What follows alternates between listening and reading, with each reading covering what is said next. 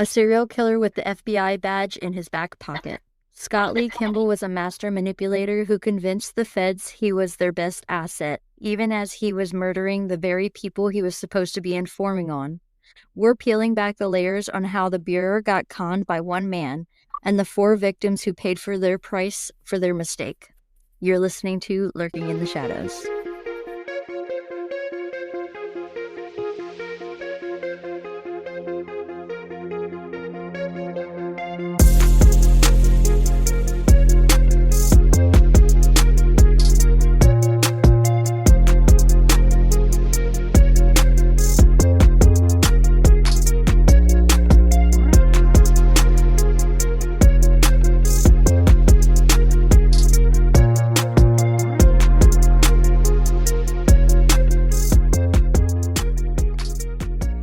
Sounds like a crazy one. I hope it's quite interesting for everybody because I actually dove into this not knowing all the details myself, so it was a nice little...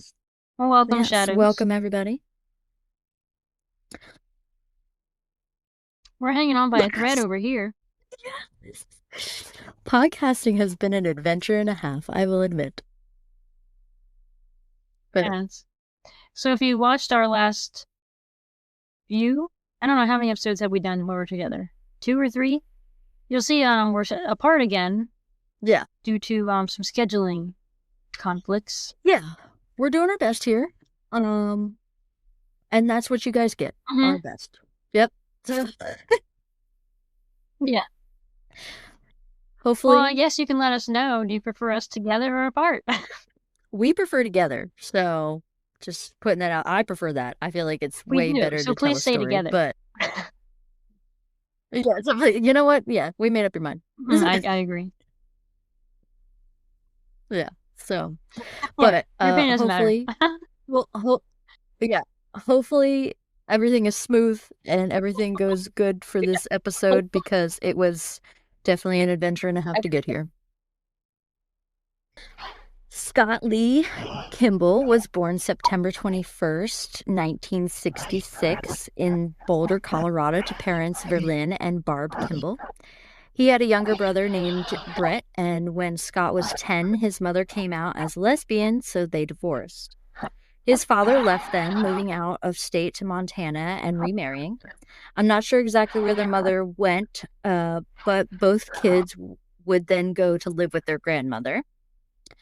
Scott at age 10 and his brother at age 7 were unfortunately exposed to their 41-year-old neighbor named Theodore Payton. Theodore, like most predators, must have been very good at hiding his evil side because he was able to convince the boys' grandmother to let him take the boys to his cabin in Nederland, Colorado. Trigger warning here for child sexual abuse. Theodore was taking these boys to his cabin that he owned in Nederland to abuse them. He started by just photographing the boys naked and touching them, but as the trips continued, it progressed. I know, this is really icky. It progressed to filming the rape of these boys while they were tied and bound. That's horrendous. It's really, really bad. Tied and bound. Mm-hmm. Yep, 7 and 10 years old. No. Yeah. Disgusting. To keep the boys quiet, Theodore threatened to kill their father and also threatened them with a gun. It was also reported that he was giving the boys alcohol sometimes before the abuse. Eventually, I know. And yeah. Yep. They, they're going to believe him. They're children. Yeah. Like, they're children. And someone has a gun, like, threatening to kill your father. Like, of course you're going to listen. Yeah. Oh, God. Eventually, Scott and his brother moved in with their father in Hamilton, Montana to attend school. They still stayed with their grandmother in Boulder on the weekends, still giving Theodore access to Scott. The abuse continued on and off until Scott was 17 years old when he stood up for himself and told him no. It's a long time. Yeah, 10 to 17, yeah. At this point, no one knew about the abuse until he was 23 years old when he had attempted suicide. He shot himself in the head, leaving himself in critical condition for days, but he had survived, leaving a notable scar on his forehead. Family reported Scott was just a little different after his incident. He was left with a scar, and family described him as if he, quote, lost his conscience. I But we wonder, know, like, what part of his brain he, like, hit. well, it was the front, like, because it's on his forehead, so, like, frontal. Okay, yeah. So, On, yeah, the frontal on, lobe does affect your personality. Like, when people have, like, a stroke there, it can okay. change their personality. Yeah, and, like, that's the only thing I found about, like, his changes, because, head injuries can definitely Hmm. affect somebody, so, Yeah, but the family that's just wild. noticed a difference, yeah. After recovering from the hospital stay, he had to attend therapy, and this is when the abuse from Theodore came out. His grandmother, or the mother, I saw varying reports, went to the Boulder police to report the abuse. He was arrested and charged with 6 counts of child abuse, putting him in prison for 6 years. There were upwards of 700 photographs in evidence. He was convicted in 1991, which was before a law had passed in Colorado requiring sex offenders to register his address. So, as far That as I man could needs find, 600 years. I know 600. Could you imagine just 6 years for abuse? Years of abuse. Not even, and like Right. 7 evidence of photographs on his computer and everything else, or wherever Yeah, like 6 years just, doesn't even cover the amount of years that he was doing that. yeah. So I don't know. And he had a whole It, ass cabin. They weren't his first yep. victims. No. And I also read varying reports like it was multiple kids that were victims, not just these two. Yeah, and It's, 6 years, like, what kind of, what? that's Who is the nothing. judge in that case? A disgusting one. Mm-hmm. And as far as I could find, um, he's living free. I'm not sure. I couldn't find exactly if he's still alive. He would be about the age of 82 at this point, just living his life. Well, he needs to die. I hope so. That's too. If he's still kicking at 82, it's been too long. Yeah, that he didn't deserve to live that long. Yeah. By the age of 22, Scott started writing bad checks in Montana, which would land him with his first felony. In that same state, he was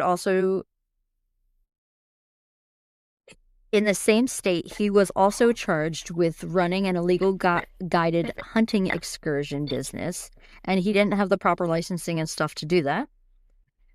By What 19, were they hunting? Legal oh, hunting excursion?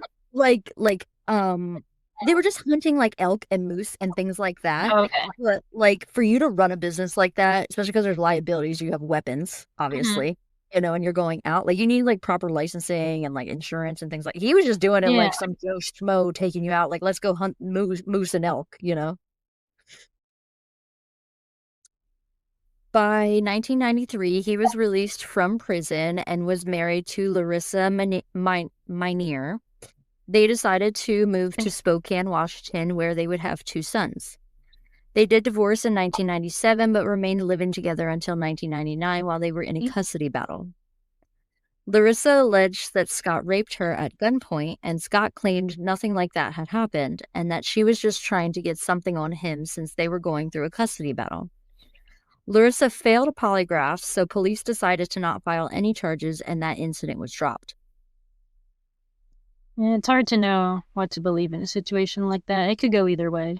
Yeah, and at this point, his little criminal career life is just very baby. So, like, he doesn't really have a He's just record getting record started. yet. Yeah, he literally, yeah. During this entire time, Scott was on probation for the felony charges of fraud out of Montana. So, in 2000, he was sent back to prison for violating his probation. He spent only a year behind bars before he was released to a halfway house. Of course, after only 6 months, he ran away and was on the lam. Larissa went to police again after Scott had broke into her house in Spokane and kidnapped and raped her. This Oh my time, God. yeah, next level, man.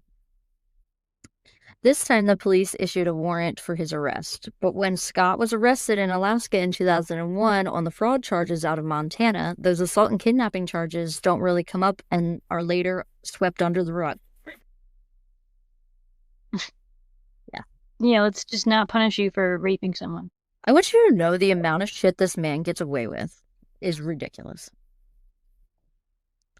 So at this point, Scott's record only consisted of nonviolent crimes. So when he comes to authorities with information that his cellmate, Arnold Wesley Flowers, who was talking about a murder for hire, the FBI's ears perked up at that.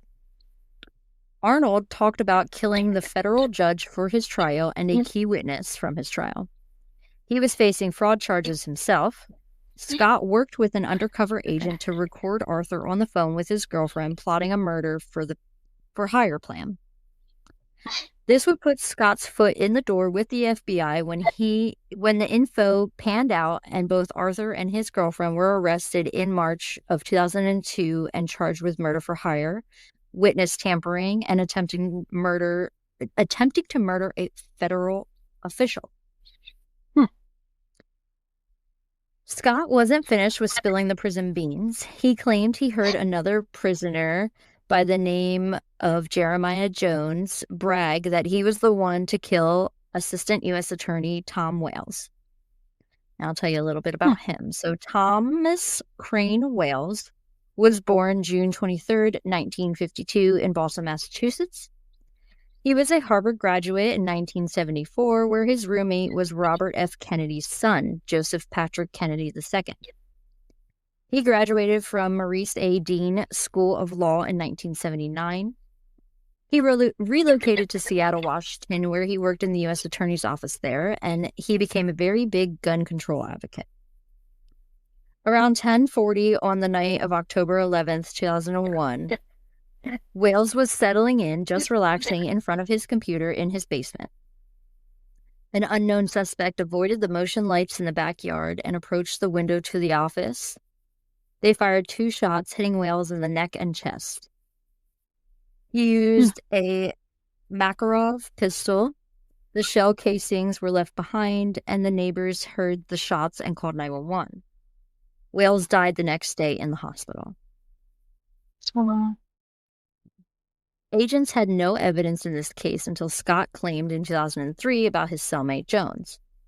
When Scott wore a wire and met with Jones, who was now released, Scott didn't discuss the crime with him at all, giving agents nothing to go on. They had Scott take a polygraph test that he failed, but he insisted that he did not lie about anything. Wales' case still remains unsolved. Interesting. Yeah.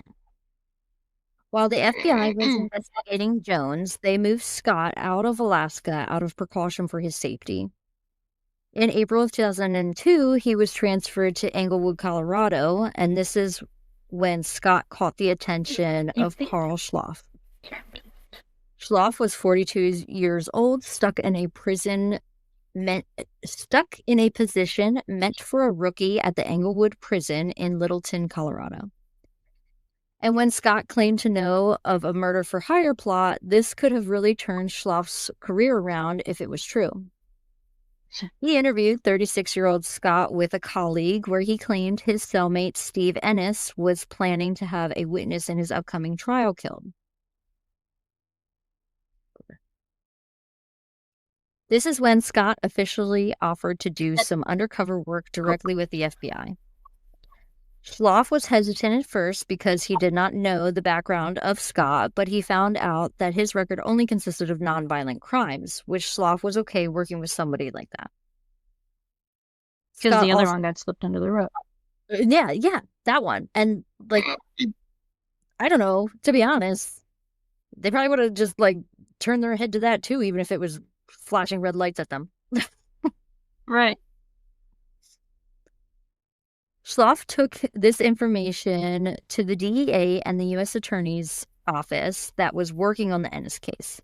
This officially opened the investigation, putting Scott as an informant. Schloff and Scott got together to plan how they will get Ennis to confess. They decided Scott will tell Ennis once he is released from jail, he will kill the witnesses he once murdered, and this would hopefully trigger Ennis to confess to his plans. Once the plans would become more of a plot of action, the feds would then step in. Scott came to Slough not long after stating Ennis wants him to meet with his girlfriend to introduce Scott to the, quote, drug dealer friend. This friend was to give the gun needed to commit the murders. The FBI at this point was willing to work with Scott, so they persuaded a judge for him. And on December 18th, 2002, Scott was released on a $10,000 unsecured bond. This means that he did not owe any of that money up front, but as long as he agreed to show up in court, he can go free. That's crazy. I know. I didn't know. I had to Google what that was because I actually didn't know what that was. Yeah. He had a second hearing for his offenses in Alaska with the same stipulations. He also got credit for time served, and this is all for his felony fraud charges. He basically got a slap on the wrist for these charges so that he could work with the FBI. That's what it was. Yeah. It's his second slap on the wrist. Pretty much, yeah, because the first one, like, he wasn't even working with them at that point. The police, I think, were just, like you said, it was either side, but I don't know. They still didn't, I don't feel like putting in a lot of effort here. Oh. After his release, Scott moved in with his mother, who was a life insurance agent, and her partner named Kay in their Denver home. Scott still shared custody with his ex-wife, Larissa, so she was forced to relocate to the Denver area. He was allowed visiting with his two sons.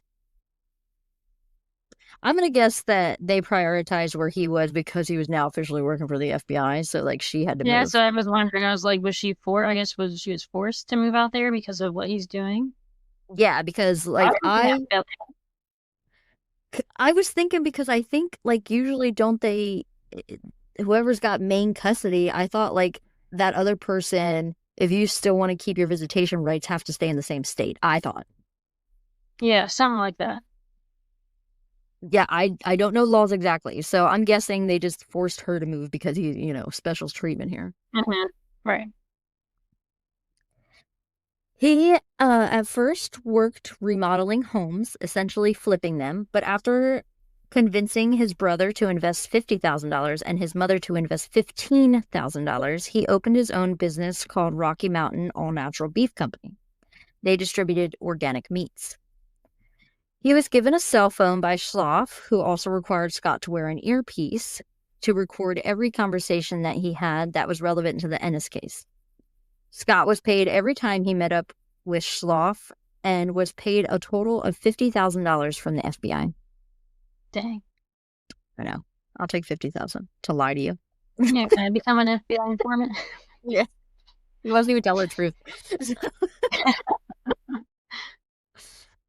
Scott wasn't receiving new tips about the Ennis case, so to stay relevant to Schloff, they met in a coffee shop to discuss what was new. And when Schloff asked who is talking, referring to Scott's connections in prison, he told Schloff that Steve Hawley, who was another former cellmate, was talking about escaping. Hawley had escaped from prison briefly before getting caught. Scott said he was talking about learning from his mistakes and being able to actually escape this time. Schloff appreciated the information and planned to pass it on to the jail. Hawley was then placed in solitary confinement. It wasn't until the end of December when Scott finally called the girlfriend to Ennis. Her name was Jennifer Markham. She was 25 years old and was born in Illinois. She had been previously divorced and had a son. After the divorce, her and her son relocated to Colorado, and now that they were in Colorado, her boyfriend was in jail. She was struggling to support the two of them on a server's wage, so she turned to dancing at Shotgun Willie's.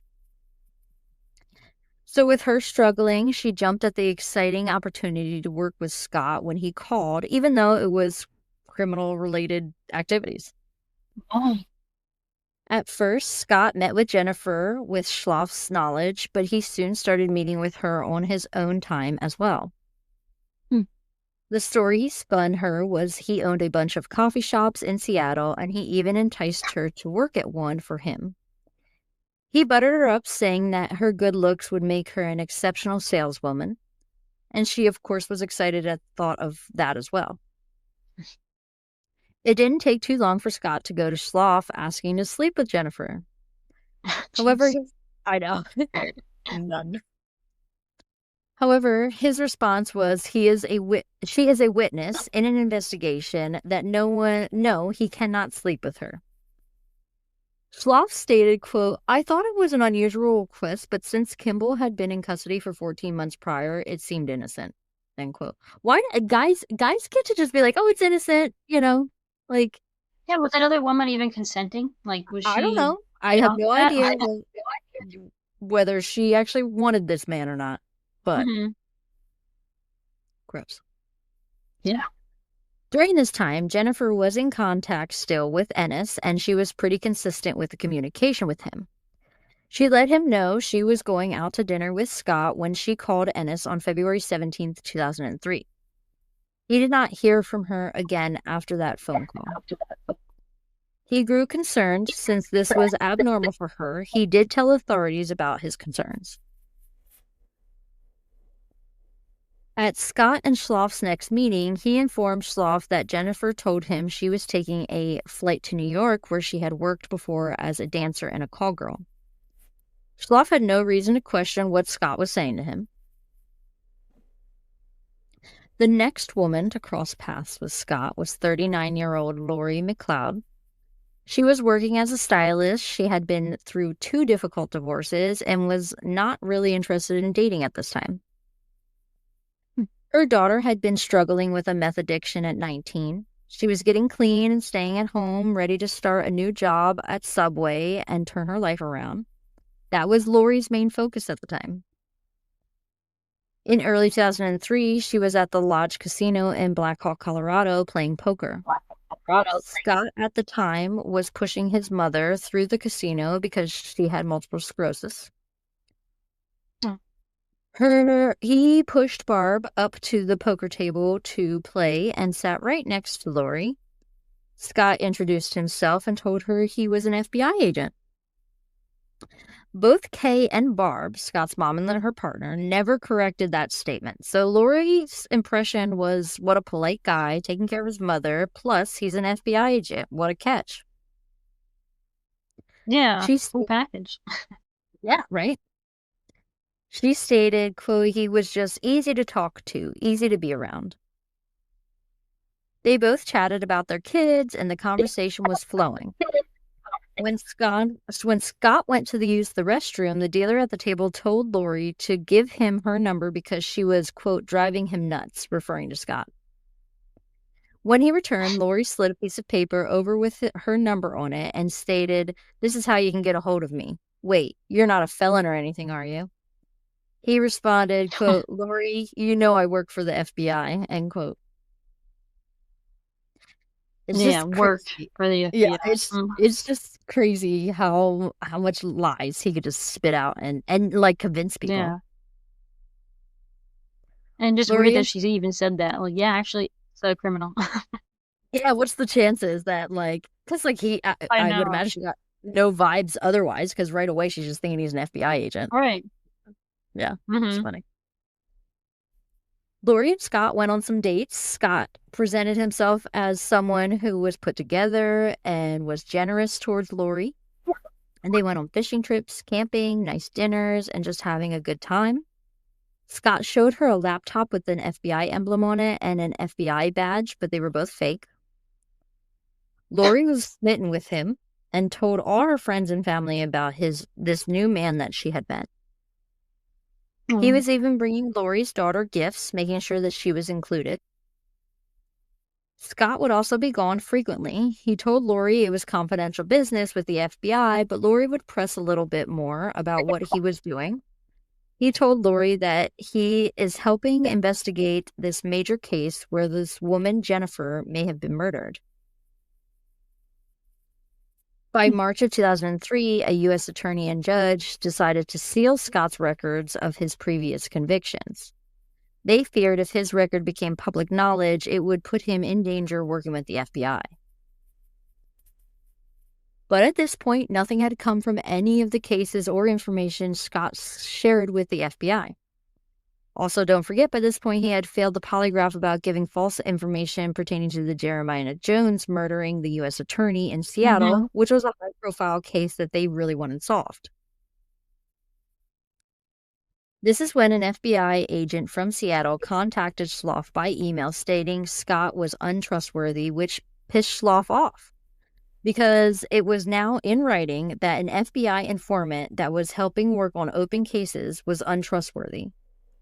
If there were cases ever went to trial, Scott's testimony could be thrown out because his information could be discredited from this email. Schloff also took this all just as a personal, I don't like him type of deal from this other agent. Schloff at this point had met Lori, Scott's sons Justin and Cody, talked with his mother Barb, and even paid him a visit while he was gutting houses and working on them. Schloff was convinced Scott was an asset to their investigations.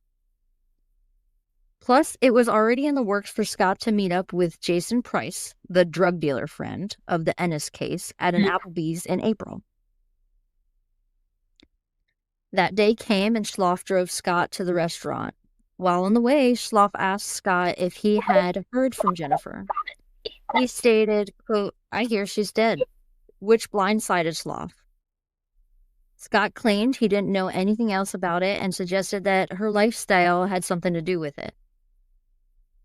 Once Scott was wired up, he went to talk to Price for about 2 hours. They did discuss a new cocaine plug, which Scott responded he had a guy in Alaska that could help move that cocaine for him. And they even discussed the witnesses in the Ennis trial. But there was never any discussion about using violence against these witnesses. Still, at this point, Schloff was satisfied with the progress that they were making. However, when he took everything to the U.S. Attorney's Office, they decided to put the case on hold because of their wariness to work with Scott. There wasn't much Schloff could do, about being reassigned, and also at this point, a lot of agents were being put on counterterrorism tasks after 9/11. Schloff hadn't told Scott. Yeah, I know. Like, you wouldn't think about it because we are in 2003 at this point, but I mean, it was still a big thing and still pretty fresh at that point. Yeah, there's still a lot of investigating to do. Yeah.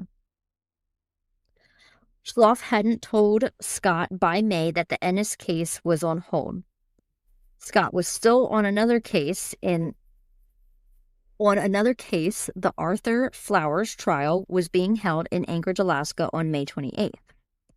That was the information that he shared with the FBI that really got his foot in the door. Since this was still FBI business, Schloff gave Scott a ride to the airport. Scott left his Jeep Cherokee at the Denver FBI office, and Schloff took him in his black SUV. The car ride was a tense 20-minute-ish drive. It was like Scott could sense something was up, but Schloff didn't mention anything about the case. When Schloff returned to his office, he just got this gut feeling to look and see if there were any active warrants on Scott.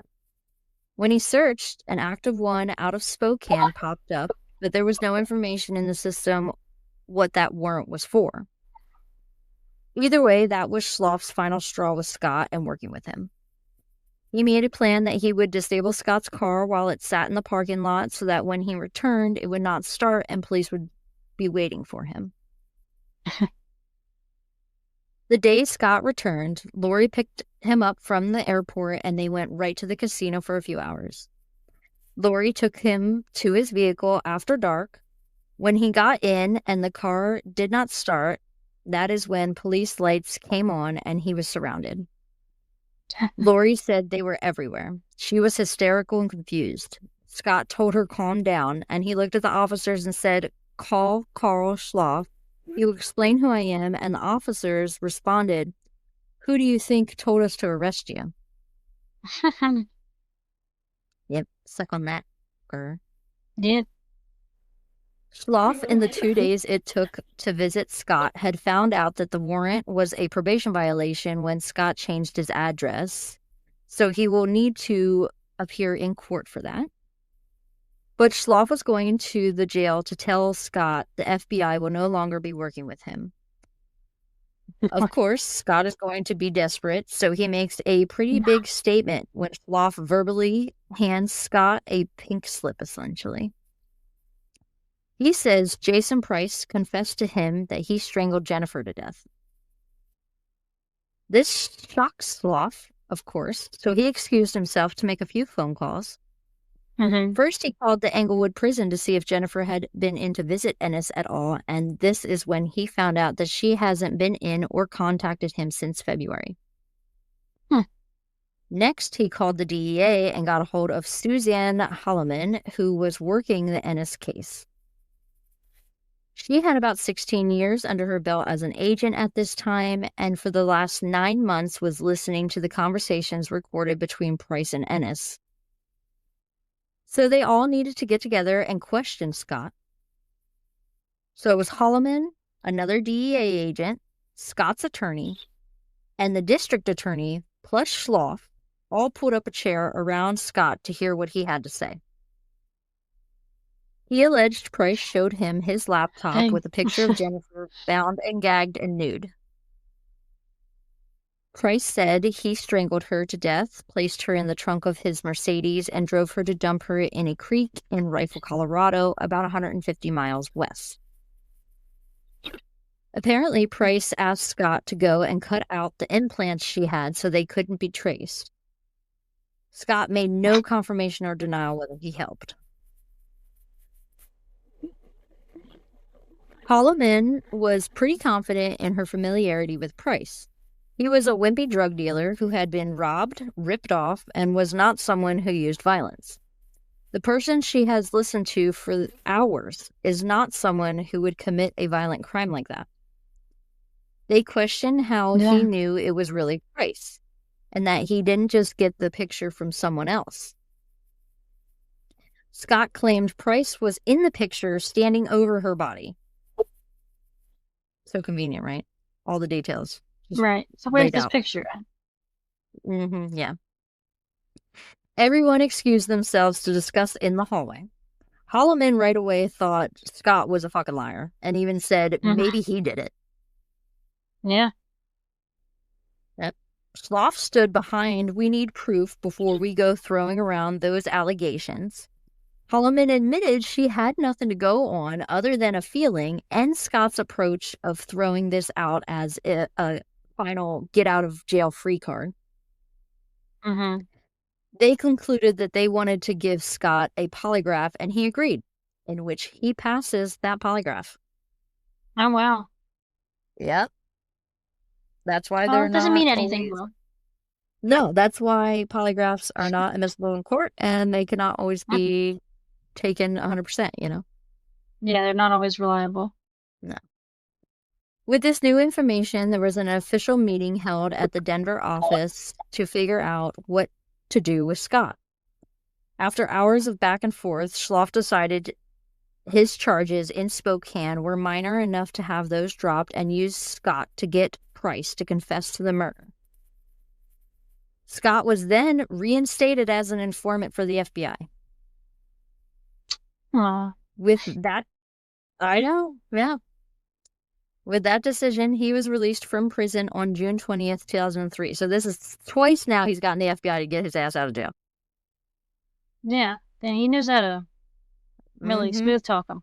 Yeah, he does. Since his release was so quick, Lori had no reason to doubt Scott when he explained it was all part of him working a case and there was nothing to worry about. Schloff lined up Scott talking to Price on the phone, but as soon as Price heard it was Scott, he hung up. He told Schloff, I don't know why he hung up, when Schloff asked what happened. With no body or information on Jennifer, Schloff decided to investigate a little more. He found in his deeper investigation that her 1996 Saturn was found at the Denver airport and was impounded by the Denver Police Department. He also discovered no record of her flying to New York. He had her vehicle looked over, but no forensic evidence was found. When her parents were contacted, they believed that her drug addiction and lifestyle were the reason that she didn't contact them. Missing posters were put all over Denver, but no viable tips came in. Now, in August, Scott left for what he said was a hunting trip. At the same time, while he was gone, Lori's daughter, Casey, who had started her job at Subway and was getting her life back together, did not show up for her shift. There was no contact for 2 days before Scott came home. He consoled Lori and made promises that he would use his work resources to find her. But Lori still went to police to report her daughter missing, which Scott did not join her in this. She was told by police she can. I know. Yeah. What a significant other does not like go support when your freaking daughter's missing? Right. She was told by police that she can't file a missing person on Casey because she is over the age of 18 and adults can't go missing.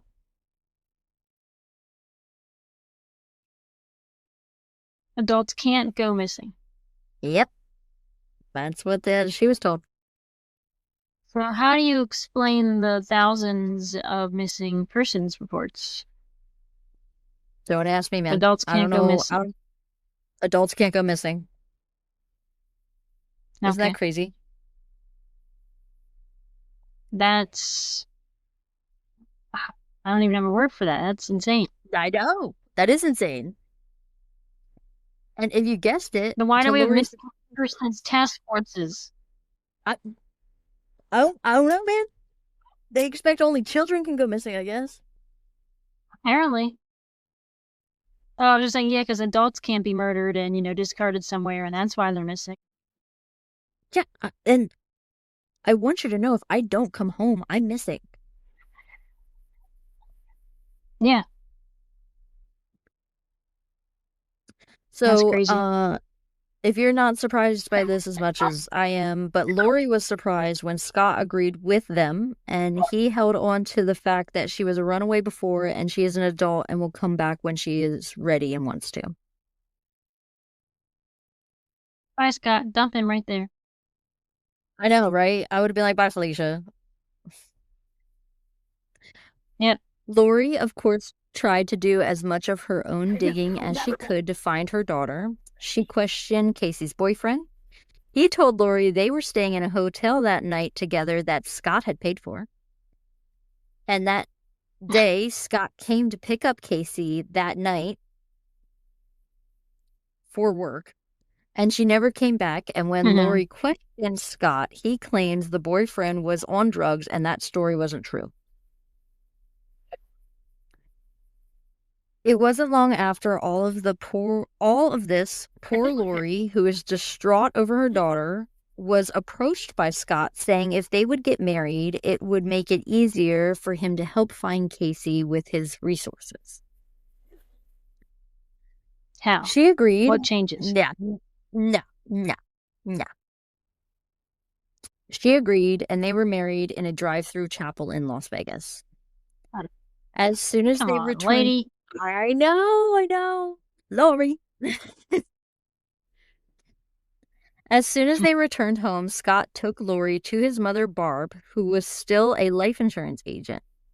He told Lori they needed to protect themselves and each other, convincing her to take out the same life insurance policy that Scott had on both of his sons. And you guessed it, Scott is the sole beneficiary for that policy. Of course he is. Yep. Run, Lori. Run. Fast forwarding to December, Casey is still missing, and Scott, behind Lori's back, went to appear in federal court in Alaska for his earlier fraud charges. In court, they decided to try him for the lesser charges out of all of them. They presented all of the good and bad about Scott, pointing out his less than clean record since being released, but also pointed out his assistance in the Flowers and Ennis case. The judge decided to give Scott 3 years of federal probation, a $5,000 fine, and he had to pay Wells Fargo $8,287.94 for the fraudulent checks that he wrote. With this final verdict, Scott was no longer able to work with the FBI. By all means, he could call Schloff and volunteer information, but he could no longer work as a paid informant. With no new leads or information coming from Scott, Schloff... So he's what? Is he going back to prison then? Well, he's going to be on probation. He doesn't have to go... Okay. Yeah, probation. Yep, he's on federal probation. 3 years of federal probation. With no new leads or information coming from Scott, Schloff and Scott fell out of contact. Lori and Scott were struggling in their first years of marriage. Casey never came home, and this is pretty icky if Scott hasn't been icky enough for you, but Scott called his son Susie to mock him because Justin was described as a more gentle and feminine boy. Wow. Yeah, what a fucked up father. It gets worse. Yep. It gets worse. On July 14th, 2004, the boys were at Lori and Scott's house playing in the yard, just digging holes and being boys. It was getting dark, so right after 9 p.m., Cody came inside for flashlights because they were trying to catch mice. He grabbed his supplies and drinks and went back out to the yard. It was only a few minutes later, Cody came running back inside, screaming, "Call 911, Justin is hurt." Lori quickly called 911, but didn't have any clue what happened until Scott ran by screaming about Justin's back. So Lori was telling the 911 dispatcher that they need an ambulance, but by the time she finished that sentence, Scott had Justin in the Jeep in the passenger seat, and he was driving him to the hospital. Lori grabbed her keys and loaded up Cody and wasn't far behind them. When they got to the hospital, they found Justin on a gurney, vomiting and convulsing. Before Lori could figure out what was going on, Scott came and told her that when Justin went to open the window to throw up because of his gaping head injury, he accidentally opened the door and fell out while he was going 60 miles per hour. What? Scott stated, "There is no way he's going to make it." This 10-year-old fought for his life for 2 weeks in a coma until he woke up, and the first thing that he said was, "Why did Dad do this to me?" Oh. That's the first thing he said? Yep.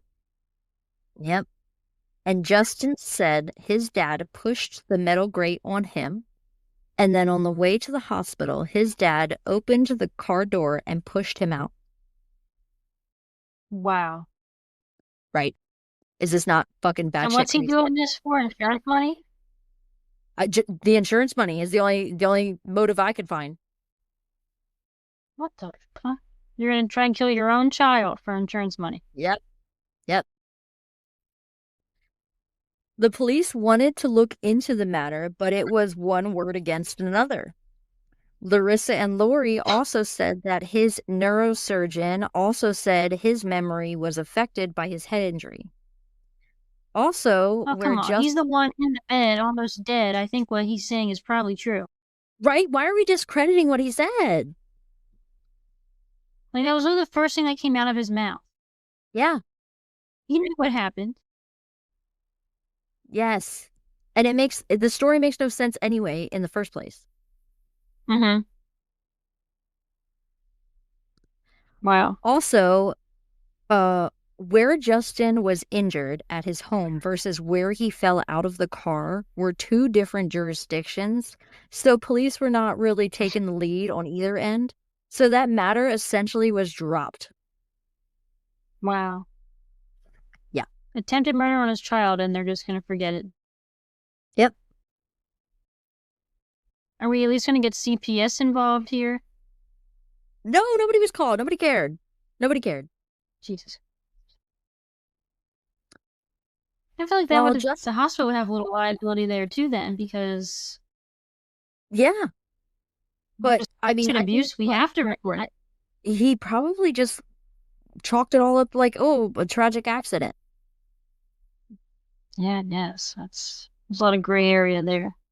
There is. While Justin was in the hospital, still recovering, Scott's uncle Terry drove from Alabama to help take care of Cody. He was freshly divorced, traveling with his 2 dogs in a tractor trailer. He was a jack of all trades. He was a Navy vet, a firefighter, a groundskeeper, a handyman, and a construction foreman. He had Dang. many of these, right? He had many of these jobs out west, but later settled in the South. A key note here is Terry traveled with a briefcase full of thousands of dollars that he withdrew after the divorce. He was described as a bad guest by Lori. He was a big drinker and walked around the house naked. Oh God. I know. Come on. I know, man. Put it away. Yeah, you're a guest. Yeah, nasty. It wasn't long after Terry arrived, Lori came home to Scott cleaning a big stain off their couch in the backyard. Scott said one of Terry's dogs got sick on it. Lori was upset and asked where Terry was. Scott said he was gone. He won some money on a scratch-off and headed to Mexico with a stripper. Oh Lori had no. no reason to question a man she barely knew, but she was glad that he was gone. But she always... Bitch, I need you to start asking some questions. Okay, too much stuff has happened up to this point. You need to start asking some damn questions. I know. Is really this FBI agent thing still holding strong for her? Like, shit. I can't. Apparently, Yep, I'm speechless. I know. She did always have some suspicion of what that stain was. Wonder why. Scott couldn't stop his fraudulent ways when he stole the checkbook of an optometrist named Cleve Armstrong. Who His the hell did office you get that at? Like, how does this man just stumble upon these things? Dude, I don't know. They have different ways. His office was in the same strip that Scott's mother's insurance business was and where the all-natural beef company was located. I guess that's how we kind of suspect that maybe he got it. But how do It you was, find and steal a checkbook? I don't know. I couldn't even tell Like, you was where there mine no is. secretary there? I, I don't know. Maybe it's a real small office. I don't know. It was brought to the attention of the Lafayette County Police that a bank in that county had someone forge a total of $83,000 in checks. My God. Yep. After further investigation, these checks were deposited into Scott's Beef Company business account, and there was a stocky man with a goatee which resembled Scott on the cameras. This man's just digging himself a deeper hole. Oh, he just keeps on digging. Yeah. Gary Thatcher was the lead on this investigation, and he found out Scott didn't stop with just Armstrong's checks. He had stolen from a business partner and from his own mother. This Shocker. prompted, yeah, I know, right? This prompted Thatcher to visit Scott and Lori's house in January of 2006. He banged on the front door for Lori to answer. When Thatcher asked for Scott, she informed him he never came home last night, so, quote, your guess is as good as mine. Oh, sorry, my thing skipped. Their relationship was suffering. Scott was staying out longer and more frequently. Lori felt that he had a fling on the side and had stopped searching for her daughter. Lori agreed to go down to the station to answer any questions. While in the interview room, hearing about Scott's fraud crimes, Lori got a call from Scott. She turned the volume up so Thatcher could hear. Scott asked if the police had contacted her because they had already talked to Barb. Lori told him no, they haven't, and she agreed to pick up the mail from the beef company when he asked her. And then that was the end of the phone call. When Lori was asked about Scott's work, instead of answering with information about the beef company, Lori surprised him by stating Scott was an FBI agent. Thatcher pointed out that a federal agent wouldn't steal from their mother, but Lori stood behind what Scott told her. She said she witnessed him receive cash in envelopes from another agent. She also told Thatcher how he was the last person to see Casey alive, and she believed Scott knew more than he was telling. After the interview, Thatcher looked into Scott more and found that the suspicious incident with his son Justin, and now this weird disappearance of Casey. After sitting on all this information, Thatcher grew this uneasy feeling about Scott, so he decided to call the FBI. He was put in contact with Schloff, who was now located at the D.C. office. Schloff made things a little clearer for Thatcher when he confirmed Scott was an informant for the FBI. What he wasn't expecting Schloff to say was Scott was involved in a case where Jennifer Markham was still missing. This was a holy shit moment for Thatcher because he is seeing this pattern unfold in front of him. Yeah. He asked Schloff if he knew that Scott was the last person that was seen with Casey. This was news to Schloff, who admittedly was too caught up in what information Scott could provide about the Ennis case to look further into Casey's disappearance. Yeah. At the same time, Schloff and Thatcher came to the conclusion they might have a serial killer working for the FBI. Yep. Now they have a mess to clean up and a couple of cases to build. Thatcher met with another agent, Johnny Grusing, to go over things, but without a body for Casey or Jennifer's case, and no evidence to link Scott to any foul play related to them, there was no case to really build. What Thatcher did have, though, was a felony fraud case who he could begin working on. One of the places Scott was visiting while away from Lori was his brother Brett in California. He came forward to Thatcher and let him know that Scott gave him a bunch of guns to hold on to for him. Scott is a felon and cannot possess guns, so Thatcher issued a warrant for his arrest. Nice. Scott had recently changed his cell phone number, so Lori gave it to police where they were able to trace him to an area in Coachella Valley.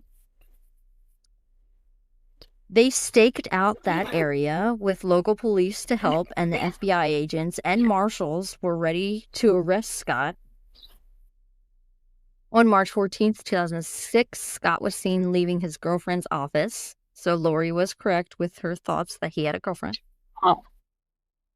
Her name was Denise Pierce and was 31 years old. Two marshals spotted his maroon Ford F-350 weaving in and out of traffic down the main highway in Riverside, California. An unmarked minivan with two non-uniformed police officers pulled up beside Scott and attempted to pull him over. He got on the phone right away to Denise, who could hear sirens and helicopters.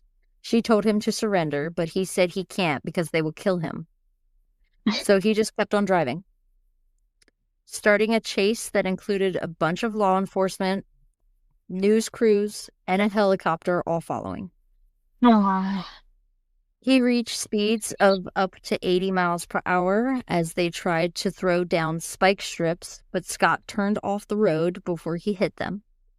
Of course. He drove a total of 260 miles, being chased the entire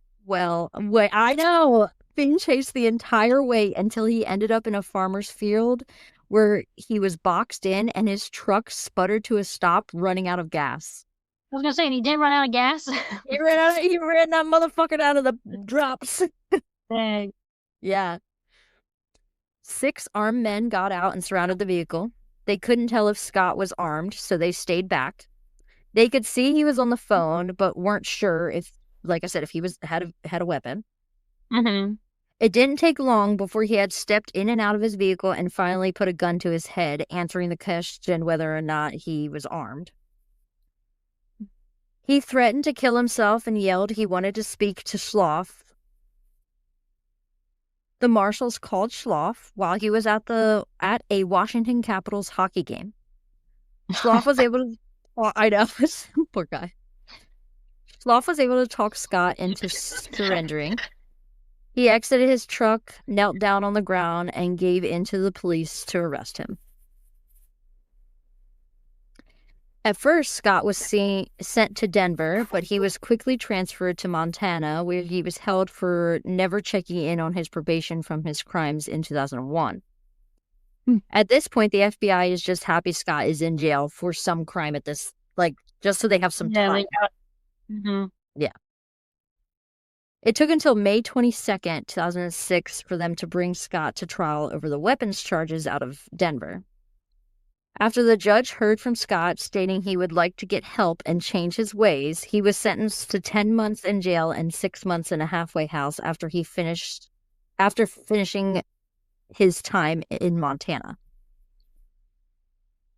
Now, Thatcher and Grussing, their main focus is to build a murder case against Scott. Their first stop was talking to him personally in Montana. He denied knowing anything about where Jennifer or Casey were. Their next stop was to contact anyone that was close to him. Larissa stood behind Scott raping her twice. They also heard an interesting story from Scott's cellmate named Brett Gamblin. He said after one night when he had already started working for Scott in the beef company, him and Scott were drinking together when Scott asked if implants were traceable. When Brett said, yes, Scott, allegedly, he said, oh man, would you help me get something off of a dead body for a friend? This is basically like before asking for a friend became popular, he was asking for a friend, you know? Yeah. That's funny. Luckily, he said no. He also claimed Scott told a story about how he knew a drug dealer who paid someone $10,000 to kill a woman involved in a high-profile case. Now that Scott is behind bars for the time being, Lori unfortunately was evicted from their condo. She put all of his possessions in boxes in storage. Within his possessions, she found a handwritten work schedule for her daughter Casey's last week of work. Huh. It was just kind of weird for him to have something like that. Yeah. This prompted Lori to hand over Scott's laptop and desktop computer to the feds. They found hundreds of videos and pictures of snuff material of women. Oh, come on. Yeah. Like what you went through as a child, that's what you're going to do. And that's what you're going to do. Yep. They also found search history of a Kansas serial killer that bound and tortured women. BTK? I didn't, the article I had did not state who it was, but that's the only Kansas serial killer I could think of that binds and tortures women, so. Right. Yeah. There was one picture found on his computer of a beautiful, normal-looking female that none of his friends or family could identify. The only person who could identify this woman was Holly. That was the escape artist Scott snitched on. He said that woman He said that woman in the picture was his girlfriend, and her name was Leanne Emery, and he hadn't heard from her since early 2003.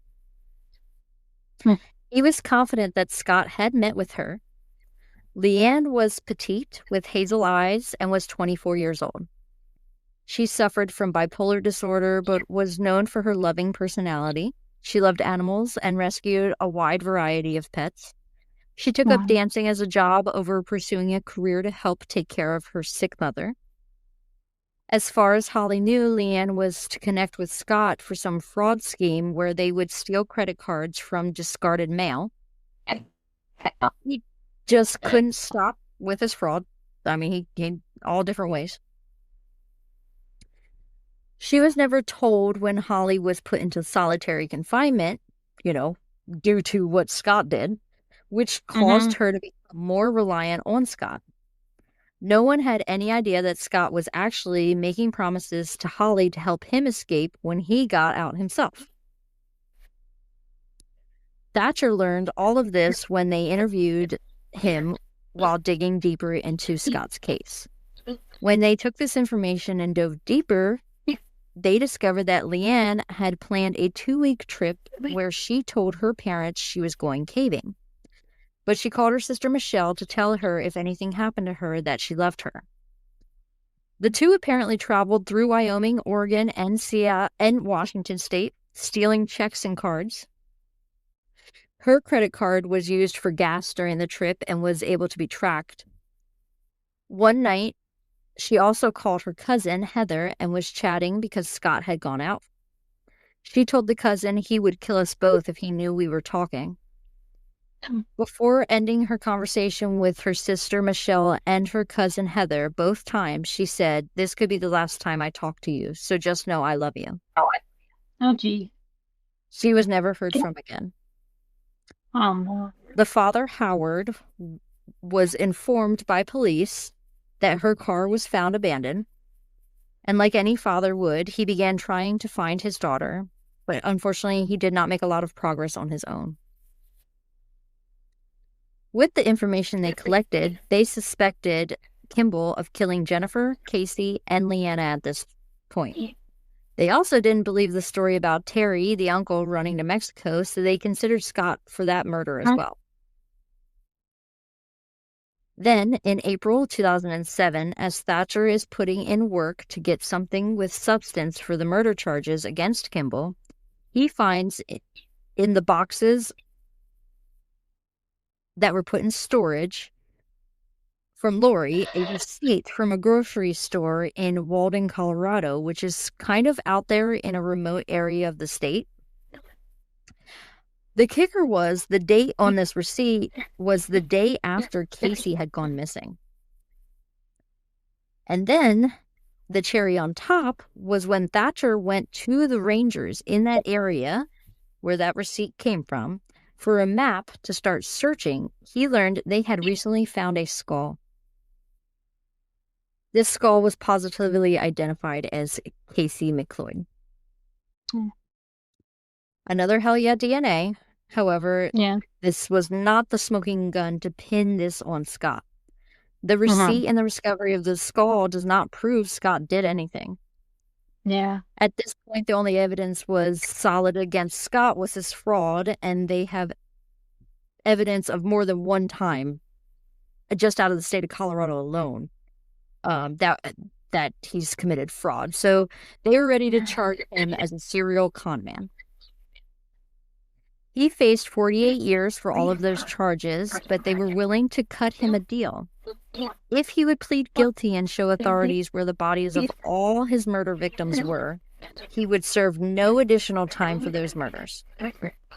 If he rejected this deal and they found the bodies, they warned Scott that he would face the death penalty. Can you guess what he did? First, he took the plea deal.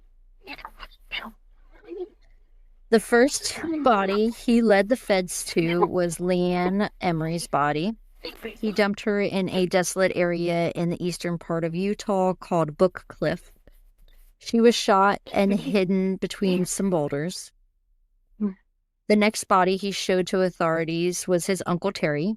His body was dumped around the Vail Pass, Colorado area. Of course, he stole all of Terry's money. He attempted to show authorities where Jennifer's body was buried, but after several areas checked, he admitted he forgot where he exactly buried her. The agents working on this case honestly suspect Scott of more murders, specifically because it seemed like he murdered these 4 victims so easily. Did they say what happened to Terry's dogs?